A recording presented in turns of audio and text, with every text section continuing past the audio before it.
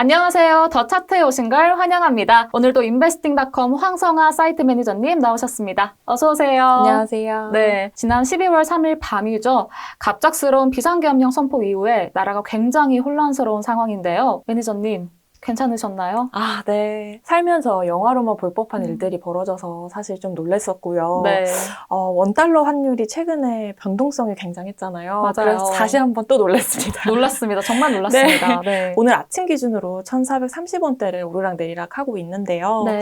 그래서일까요? 저 인베스팅닷컴 유저들도 지금 한때 정말 핫했던 비트코인보다 더 많이 원달러 환율 페이지를 조회를 하고 있더라고요. 네.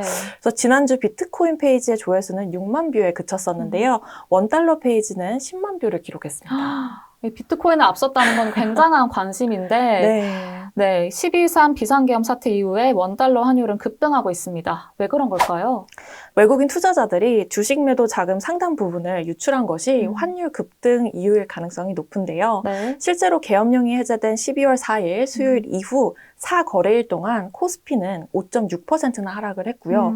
개인과 외국인들은 각 9천억 원을 순매도했습니다. 네, 12월 10일이었죠. 이창용 한국은행 총재가 원달러 환율은 당분간 예전 수준으로 돌아가기는 어렵다면서 일단 1,400원 초반대로 안정시키려면 정치와 경제가 분리되는 모습을 보여준다. 라고 말씀하셨거든요. 이번 비상계엄 사태가 경제에 미치는 영향은 무엇일까요? 네, 우리 경제 전반에 영향을 미치는데요. 네. 우선 국내 투자자들에게 불확실성을 주기 때문에 주식, 외환, 채권 시장 등에서 급격한 변동이 있을 수 있습니다. 네. 특히 소매업과 서비스업, 물류산업의 경우 비즈니스 운영이 제한되거나 중단이 되면 큰 타격을 입을 수가 있습니다. 국민의 경우 미래에 대한 불안감을 느끼며 소비를 줄일 거고 네. 또 저축을 늘릴 경향을 보일 가능성이 높고요. 이에 따라 경제 심리 악화는 경기 침체를 더욱 심화시킬 수가 있습니다. 네. 그렇다면 우리나라의 무역과 외교 관계에도 악영향을 줄 것으로 보이는데요. 네, 맞습니다. 계엄령이 선포된 국가는 정치적 불안정성으로 간주되어서 경제 제재 또는 수출 감소로 이어질 수 있습니다. 네. 또 국가 신용 등급이 하락할 가능성도 높습니다. 방금 경제 제재나 수출 감소로 이어질 수 있다고 또 말씀하셨는데요. 그렇다면 국내 기업들은 어떤 어려움을 겪을까요? 네, 우선 일부 거래처가 무기한 총파업에 들어갈 경우 납품기일에 맞춰 정상적으로 생산 라인을 가동하기 어려워져서 수출에 차질이 있을 수 있습니다. 또 원유 수입과 생산품 수출이 모두 달러로 거래가 되고 있고 생산품보다 수입 물량이 더 많은 원유 업계의 경우 환율의 변동으로 인해 발생하는 손해가 큽니다. 네. 얼마 전에 국제신용평가사 무디스가 이번 비상계엄 사태로 생긴 정치적 긴장이 경제에 지장을 초래하는 경우가 장기화된다면 이 국가 신용도에도 부정적인 영향을 미칠 수 있다고 경고했는데요. 이런 경우에는 외화 조달에 미치는 영향은 어떨까요? 네, 국가 신용 등급은 정부와 기업의 외화 조달 비용에 직접적인 영향을 미치는데요. 등급 하락은 이자 비용 부담을 증가하게 합니다. 네. 또 외국 기업과 투자자들은 해당 국가를 정치적 리스크가 높은 지역으로 간주해 투자와 협력을 꺼릴 가능성이 높습니다. 네. 국제 신용평가사들이 1, 2년에 한 번씩 이 국가 신용평가 등급을 발표하는 걸로 알고 있는데요. 보통 언제쯤 이루어지나요? 네, 피치와 S&P는 올해 3월과 4월에 한국의 신용 등급을 발표를 했습니다. 내년 상반기가 변곡점이 될 것으로 보입니다. 그럼 이번 비상계엄 사태가 이 경제 전반에 미친 부정적인 영향을 최소화하려면 어떻게 해야 할까요? 우리 정부는 경제 안정화 정책과 국제사회와의 신뢰 회복을 위한 외교적 노력이 병행되어야 할 것입니다. 맞습니다. 혹시 해외에서도 이번 비상계엄 사태와 비슷한 사례가 있었을까요? 네, 대표적으로 중국 천안문 사태, 네. 필리핀 마르코스 정권 비상계엄이 있었고 2010년에 시작된 아랍의 봄이 있었습니다. 아랍의 봄을 말씀하셨는데 저는 그때는 어렸을 때라 당시에 어떤 일이 있었는지 잘 모르고 지나갔거든요. 어떤 사건이었나요? 아랍의 봄은 2010년 12월에 시작한 북아프리카와 중동 국가들의 반정부 시위 혁명을 말하는데요.